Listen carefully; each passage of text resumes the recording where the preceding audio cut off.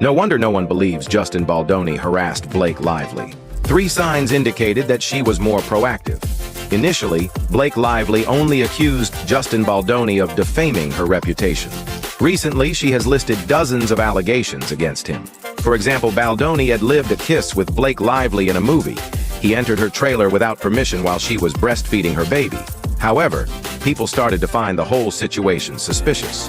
First, how did Baldoni bypass Blake Lively's bodyguards? If he had harassed her, why didn't she interrupt the filming? Second, Blake Lively didn't distance herself from Baldoni during filming. Some videos reveal that she was directing Baldoni on set. She also had her arm around his waist, and Baldoni didn't seem to enjoy it. Finally, Baldoni isn't interested in Blake Lively. Blake Lively's posture on set was very rude, and she was wearing a strapless dress. Yet Baldoni doesn't glance at her once. Oh, please. The idea that Justin Baldoni harassed Blake Lively is about as believable as a toddler running a Fortune 500 company. Let's be real. If anything, she probably thought she was charming him, and when that didn't land, the narrative got flipped faster than a pancake at a diner. Classic move.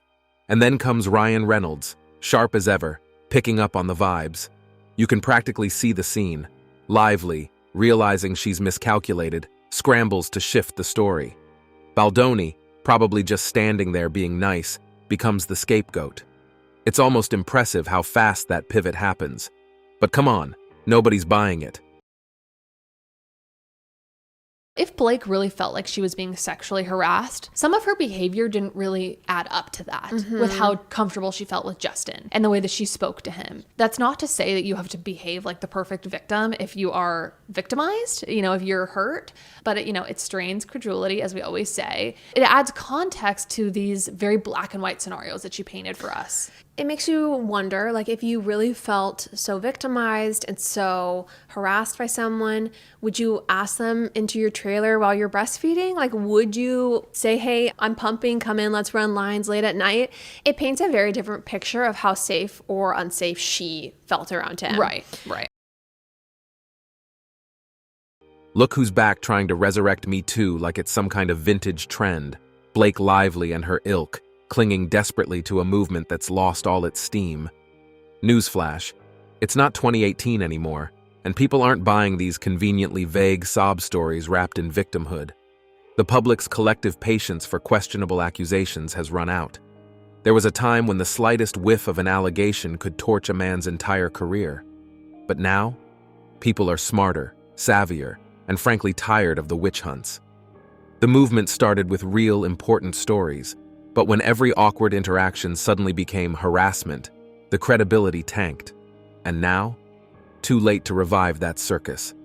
These attempts to reignite the flames are as transparent as they are desperate. Sorry, Blake, but the public's got bigger issues to worry about than your latest Hollywood drama. The Me Too revival party's over, and no one's showing up for the encore. Many people, including myself, only became aware of the Me Too movement in 2017 when Rose McGowan, a white wealthy woman who was a famous actress, brought it up. But it was actually started all the way back in 2006 by Tarana Burke, an African-American social activist. Women of color have been speaking up about sexual abuse in low-income workspaces for ages, but they never garnered the same attention as a rich white actress. Well, isn't this awesome? Due to the hard work and efforts of feminism in the Me Too movement has made men not only be extra careful working with women in the workplace, but it is making men not even want to work with women. There's been some backlash about Me Too and some anxiety, as you might imagine. Many male managers and owners are feeling a little bit more tentative when working with and managing their female workers. Listen to this. A side result, an unintended consequence of the Me Too movement has popped up. Male executives and managers, some are now saying they are afraid to work with and mentor female colleagues in the workplace. So we're trying to find out, is it too hard to see the difference between mentoring and harassment? Listen, I can't give any more information. but I fear I may have girl bossed a bit too close to the sun. A large percentage of male managers were concerned about working with women one-on-one in the workplace. They were concerned about mentoring women. They were saying they were afraid to have meetings with women, to travel with women, and so on. It indicates that there are anxieties and fears that we need to address. The irony is just chef's kiss. The Me Too movement, once hailed as the dawn of accountability, has instead turned professional spaces into awkward social experiments where men treat women like unexploded landmines. Got a female colleague? Better not compliment her work, lest it be misconstrued as flirting. Coffee invite? Forget it. Who needs career-ending allegations over a cappuccino? What's downright hilarious is how women are now stuck dealing with the fallout. The same movement that was supposed to empower them has instead made mentorships, networking, and promotions a distant dream, because, surprise, men are opting for self-preservation over allyship. Genius move, right? And let's talk about the office vibe these days. One giant HR-approved, soul-crushing game of don't get canceled. Eye contact? Nope. Casual banter? Risky. Walking to the elevator together? Better not. Someone might be watching. It's professional purgatory, and guess what? It's here to stay. So buckle up, ladies. Welcome to your brave new workplace, where empowerment looks suspiciously like isolation. So a paper came out recently that looked at the impact of the Me Too movement on academia, and it actually shows that post-Me Too, women's productivity fell largely due to fewer collaborations with male researchers. The paper shows that this drop is most pronounced at universities where the perceived risk of sexual harassment accusations is highest. So the actual findings comparing research before and after the movement are right here, and as you can see, after the Me Too movement, collaborations with male researchers inside the same institution fell to close to zero. The author points out that men feel like if they accidentally say the wrong thing, they could be canceled or fired. She also notes that institutions that have clear policies on sexual harassment help reduce this perceived risk. And this isn't just in academia. The paper also cites a 2018 study which showed that 60% of male managers are uncomfortable participating in common activities with women due to the same concerns. And a curious finding of the study was that men make up for the loss in this collaboration by just collaborating more with other men, whereas women don't make up for it at all. The author concludes her findings by saying that Me Too was important for raising awareness, but it's also increasingly important for institutions to have really clear sexual harassment guidelines.